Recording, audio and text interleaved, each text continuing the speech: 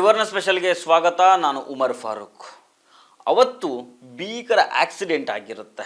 ಕಾರಿನ ದಾಳಿಗೆ ಸಿಕ್ಕಾಕಿಕೊಂಡಿದ್ದ ಒಂದು ರಿಕ್ಷಾ ನುಜ್ಜುಗುಜ್ಜಾಗಿ ಬಿದ್ದಿರುತ್ತೆ. ಆಟೋದಲ್ಲಿದ್ದ 6 ಮಂದಿಗೆ ಗಂಭೀರ ಗಾಯಗಳು ಆಗಿರ್ತವೆ. ಅದರಲ್ಲಿ ಒಂದು ಮಗು ಪ್ರಾಣ ಕಳೆದುಕೊಂಡಿರುತ್ತೆ. ತಲೆಗೆ ಏಟು ಬಿದ್ದಿದ್ದ 3 ತಿಂಗಳ ಮಗುವಿನ ಮೂಗಿನಿಂದ ರಕ್ತಸ್ರಾವ ಆಗ್ತಾ ಇರುತ್ತೆ. ಆ ಮಗುವಿನ ತಾಯಿಯು ಪ್ರಜ್ಞೆ ತಪ್ಪಿ ಬಿದ್ದಿರ್ತಾರೆ. ಅಲ್ಲಿ ಸೇರಿದ್ದ ಜನರೆಲ್ಲ ಈ ದೃಶ್ಯಗಳನ್ನು ಕಂಡು ಬಿಕ್ಕಿ ಬಿಕ್ಕಿ ಅಳ್ತಾ ಇರ್ತಾರೆ. ಇಂತಹ ದುರ್ಬರ ಸನ್ನಿವೇಶದಲ್ಲಿ ಎಲ್ಲಿಂದಲೋ ಬಂದ ಒಬ್ಬ ತಾಯಿ ಆ 3 ತಿಂಗಳ ಮಗುವನ್ನು ಎದೆಗೆ ಅಪ್ಪಿಕೊಂಡು ಚಿಕಿತ್ಸೆ ಕೊಡಿಸೋದಕ್ಕೆ ಹೊರಟೇ ಬಿಡ್ತಾರೆ. ಹತ್ತತ್ರ 3 ತಾಸುಗಳ ಕಾಲ ನಾನಾ ಕಡೆ ಸುತ್ತಾಡಿ ಮಗುವಿನ ಸಿಟಿ ಸ್ಕ್ಯಾನ್ ಮಾಡಿಸಿ ಅಳ್ತಾ ಇದ್ದ ಮಗುವಿಗೆ ಹಾಲು ಕುಡಿಸಿ ಆರೈಕೆ ಮಾಡ್ತಾರೆ. ಬರೀ ಕೋಮು ವೈಷಮ್ಯದೇ ಸುದ್ದಿಗಳನ್ನು ಕೇಳ್ತಾ ಇದ್ದ ದಕ್ಷಿಣ ಕನ್ನಡ ಜಿಲ್ಲೆಯಿಂದ ಇಂತಹದೊಂದು ಸುದ್ದಿ ಬಂದಿದೆ. ಚಂದ್ರಪ್ರಭಾ ಗೌಡ ಅನ್ನೋ ಮಹಿಳೆ ಒಂದು ಮುಸ್ಲಿಂ ಸಮುದಾಯದ ಮಗುವಿಗೆ ತಾಯಿಯ ಮಡಿಲು ನೀಡುವಂಥ ಘಟನೆ ನಡೆದಿದೆ. ಈ ಸ್ಟೋರಿ ಬಗ್ಗೆ ಡೀಟೇಲ್ ಆಗಿ ನೋಡೋಣ. ಆದರೆ ಅದಕ್ಕೂ ಮೊದಲು ನೀವಿನ್ನೂ ನಮ್ಮ ಚಾನಲನ್ನು ಸಬ್ಸ್ಕ್ರೈಬ್ ಮಾಡಿಲ್ಲ ಅಂದರೆ ದಯವಿಟ್ಟು ಸಬ್ಸ್ಕ್ರೈಬ್ ಮಾಡಿಕೊಳ್ಳಿ. ಹಾಗೆ ಈ ವಿಡಿಯೋವನ್ನು ಕೊನೆ ತನಕ ಮಿಸ್ ಮಾಡದೆ ನೋಡಿ.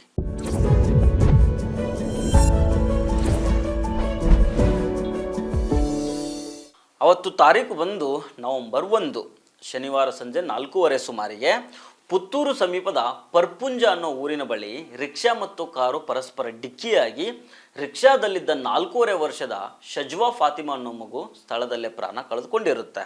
ಆ ಮಗುವಿನ ತಂದೆ ರಿಕ್ಷಾ ಡ್ರೈವರ್ ಆಗಿರ್ತಾರೆ. ಅವರ ಹೆಸರು ಹನೀಫ್ ಬನ್ನೂರು. ಇವರ ತಾಯಿ, ಇವರ ಹೆಂಡತಿ ಮತ್ತು ಇನ್ನೊಂದು ಮಗು, ಜೊತೆಗೆ ನಾದಿನಿ, ಆ ನಾದಿನಿಯ 3 ತಿಂಗಳ ಮಗು. ಎಲ್ರಿಗೂ ಆಕ್ಸಿಡೆಂಟ್ನಲ್ಲಿ ಗಂಭೀರ ಗಾಯಗಳು ಆಗಿರ್ತವೆ. 4.5 ವರ್ಷದ ಮಗು ಶಜ್ವಾ ಫಾತಿಮಾ ಸ್ಥಳದಲ್ಲೇ ಪ್ರಾಣ ಕಳೆದುಕೊಂಡಿರುತ್ತೆ. ಮಗುವಿನ ಅಜ್ಜಿ ಅಂದರೆ ಹನೀಫ್ ಬನ್ನೂರು ಅವರ ತಾಯಿ ಜುಲೈಕಾ ರಾತ್ರಿ ಮಂಗಳೂರಿನ ಹಾಸ್ಪಿಟಲ್ನಲ್ಲಿ ಕೊನೆಯುಸಿರು ಹೇಳಿದ್ದಾರೆ. ಈಗ ಆಕ್ಸಿಡೆಂಟ್ ಆಗಿರೋ ಟೈಮಿಗೆ ಬರೋಣ. ರಿಕ್ಷಾ ಮತ್ತು ಕಾರಿನ ನಡುವೆ ಪರಸ್ಪರ ಆಕ್ಸಿಡೆಂಟ್ ಆದಮೇಲೆ ಇಬ್ಬರನ್ನ ಮಂಗಳೂರಿನ ಹಾಸ್ಪಿಟಲ್ಗೆ ಕಳಿಸಲಾಗುತ್ತೆ. ಉಳಿದವರನ್ನು ಸಂಪೆದ ಹಾಸ್ಪಿಟಲ್ನಲ್ಲಿ ಅಡ್ಮಿಟ್ ಮಾಡಲಾಗುತ್ತೆ. ಈ ಸಂದರ್ಭದಲ್ಲಿ ಚಂದ್ರಪ್ರಭಾ ಗೌಡ ಅವರು ತಮ್ಮ ಫ್ಯಾಮಿಲಿ ಮೆಂಬರ್ಸ್ ಜೊತೆಗೆ ಕಟೀಲು ದೇವಸ್ಥಾನಕ್ಕೆ ಹೋಗೋದಕ್ಕೆ ರೆಡಿಯಾಗಿರ್ತಾರೆ. ಅಲ್ಲೊಂದು ಸಾಲ್ಮರ ಅನ್ನೋ ಊರು ಬರುತ್ತೆ, ಅಲ್ಲಿ ಇವರು. ಈ ರೀತಿ ಒಂದು ಆಕ್ಸಿಡೆಂಟ್ ಆಗಿದೆ ಅನ್ನೋ ಸುದ್ದಿ ಕೇಳ್ತಾ ಇದ್ದಂಗೆ ಚಂದ್ರಪ್ರಭಾ ಗೌಡ ಅವರು ಸ್ಪಾಟ್ಗೆ ಓಡೋಡಿ ಬರ್ತಾರೆ. ದೇವಸ್ಥಾನಕ್ಕೆ ಹೋಗೋ ಪ್ಲ್ಯಾನನ್ನು ಕ್ಯಾನ್ಸಲ್ ಮಾಡ್ಕೊಳ್ತಾರೆ. ಅಲ್ಲಿ ಅಳ್ತಾ ಇದ್ದ 3 ತಿಂಗಳ ಮಗುವನ್ನು ಕಂಡು ಚಂದ್ರಪ್ರಭಾ ಅವರಿಗೆ ಆತಂಕ ಆಗುತ್ತೆ.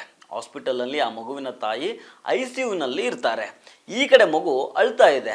ಆ ಹಾಸ್ಪಿಟಲ್ನಲ್ಲಿ ಮಗುವಿನ ಸಿಟಿ ಸ್ಕ್ಯಾನ್ ಮಾಡಿಸ್ಬೇಕಂದ್ರೆ ಏನೋ ಟೆಕ್ನಿಕಲ್ ಇಶ್ಯೂ ಆಗಿರುತ್ತೆ.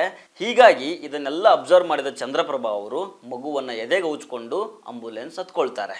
ಸಿಟಿ ಸ್ಕ್ಯಾನ್ ಮಾಡಿಸೋದಕ್ಕೆ 2 ಆಸ್ಪತ್ರೆಗೆ ಸುತ್ತಾಡಿ ಅಲ್ಲೂ ಕೂಡ ಸಮಸ್ಯೆ ಇರೋದ್ರಿಂದ ಮತ್ತೆ ಬೇರೆ ಸೆಂಟರ್ಗೆ ಕರ್ಕೊಂಡು ಹೋಗಿ ಅಲ್ಲಿ ಸ್ಕ್ಯಾನಿಂಗ್ ಮಾಡಿಸಿ ತಾವೇ ಬಿಲ್ಲನ್ನು ಪಾವತಿ ಮಾಡ್ತಾರೆ. ಆಮೇಲೆ ಮಗುವಿನ ತಾಯಿ ಚಿಕಿತ್ಸೆ ಪಡಿತಾ ಇದ್ದ ಹಾಸ್ಪಿಟಲ್ಗೆ ಮಗುವನ್ನು ಕರ್ಕೊಂಬರ್ತಾರೆ. ಇದಾದಮೇಲೆ ಫೀಡಿಂಗ್ ಬಾಟ್ಲನ್ನು ತರಿಸಿ ಮಗುವಿಗೆ ಹಾಲು ಕುಡಿಸಿ ಸಮಾಧಾನ ಮಾಡ್ತಾರೆ. ಈಗ ಮಗು ಪ್ರಾಣಾಪಾಯದಿಂದ ಪಾರಾಗಿದೆ, ಟ್ರೀಟ್ಮೆಂಟ್ ನಡೀತಾ ಇದೆ. ಏನೋ ಒಂದು ಆಕ್ಸಿಡೆಂಟ್ ಆದಾಗ ಜನರು ಬರ್ತಾರೆ, ಕುಡಿಯೋದಕ್ಕೆ ನೀರು ಕೊಡ್ತಾರೆ, ರೋಡಲ್ಲಿ ಬಿದ್ದಿದ್ರೆ ಎತ್ಕೊಂಡು ಬಂದು ಸೈಡಿಗೆ ಕೂರಿಸ್ತಾರೆ, ಆಂಬುಲೆನ್ಸ್ಗೆ ಒಂದು ಫೋನ್ ಕಾಲ್ ಮಾಡಿ ಕರೆಸ್ತಾರೆ. ಆದರೆ ಇದಕ್ಕೂ ಮೀರಿ ರಿಸ್ಕ್ ತಗೊಳ್ಳೋದಕ್ಕೆ ಜನರು ಹೋಗೋದು ಕಡಿಮೆ. ನಮ್ಗೆ ಯಾಕಪ್ಪ ಊರು ಸಾಬ್ರಿ ಅನ್ನೋರೇ ಜಾಸ್ತಿ. ಯಾಕಂದರೆ ಇದೆಲ್ಲ ಮಾಡೋದಕ್ಕೆ ಹೋದರೆ ಒಂದಿಷ್ಟು ಪ್ರಶ್ನೆಗಳು ಉಟ್ಕೊಳ್ತವೆ, ಜೊತೆಗೆ ಕೆಲವರಿಗೆ ಟೈಮ್ ಕೂಡ ಇರೋದಿಲ್ಲ. ಇದೇ ಕಾರಣಕ್ಕೆ ಬಹುತೇಕ ಜನರು ಹಿಂದೆ ಸರಿತಾರೆ. ಹೀಗಾಗಿ ಇಲ್ಲಿ ಚಂದ್ರಪ್ರಭಾ ಗೌಡ ಅವರು ವಿಶೇಷವಾಗಿ ಕಾಣಿಸ್ತಾರೆ. ಫ್ಯಾಮಿಲಿ ಜೊತೆಗೆ ದೇವಸ್ಥಾನಕ್ಕೆ ಹೋಗ್ತಾ ಇದ್ದ ಅವರು ಆಕ್ಸಿಡೆಂಟ್ ಆಗಿರೋ ಸುದ್ದಿ ಕೇಳಿ ದೇವಸ್ಥಾನಕ್ಕೆ ಹೋಗೋದನ್ನು ಬಿಟ್ಟು ಮಗುವನ್ನು ಎದೆಗೆ ಅಪ್ಕೊಂಡು ಹಾಸ್ಪಿಟಲ್ನಿಂದ ಹಾಸ್ಪಿಟಲ್ಗೆ ಸುತ್ತಾಡಿದ್ದಾರೆ. ದಕ್ಷಿಣ ಕನ್ನಡ ಜಿಲ್ಲೆಯಿಂದ ಯಾವಾಗಲೂ ಕೋಮು ವೈಷಮ್ಯದ ಸುದ್ದಿಗಳೇ ಕೇಳಿ ಬರ್ತಾ ಇದ್ವು. ಈಗ ನೋಡಿ, ಚಂದ್ರಪ್ರಭಾ ಗೌಡ ಅವರು ಹಿಂದೂ ಸಮಾಜಕ್ಕೆ ಸೇರಿದವರು, ಮಗು ಮುಸ್ಲಿಂ ಸಮುದಾಯದ್ದು. ಐಕ್ಯತೆ, ಭಾವೈಕ್ಯತೆ, ಸಾಮರಸ್ಯ ಎಲ್ಲ ಬೆಳೆಯೋದು ಹೀಗೇನೆ. ಟಫ್ ಕಾಫ್ಗಳು ಬಂದರು, ಸ್ಟ್ರಿಕ್ಟಾಗಿ ರೂಲ್ಸ್ ಮಾಡಿದರು, ಹೀಗಾಗಿ ಕೋಮು ಗಲಭೆಗಳು ನಿಂತವು. ಟಫ್ ಕಾಫ್ಗಳು ಬಂದು ಗಲಭೆಗಳನ್ನಷ್ಟೇ ನಿಲ್ಲಿಸಿದ್ರು. ಆದರೆ ಕೋಮು ಸಾಮರಸ್ಯ ಬೆಳೆಯೋದು ಜನರ ನಡುವೆಯಿಂದಾನೆ. ಎಲ್ಲ ಧರ್ಮದ ಜನರ ಮನಸ್ಥಿತಿ ಚಂದ್ರಪ್ರಭಾ ಅವರ ರೀತಿ ಇದ್ದಾಗ ಅಲ್ಲಿ ಕೋಮು ಗಲಭೆಗಳು ನಡೆಯೋದಿಲ್ಲ, ಕೊಲೆಗಳು ಆಗೋದಿಲ್ಲ.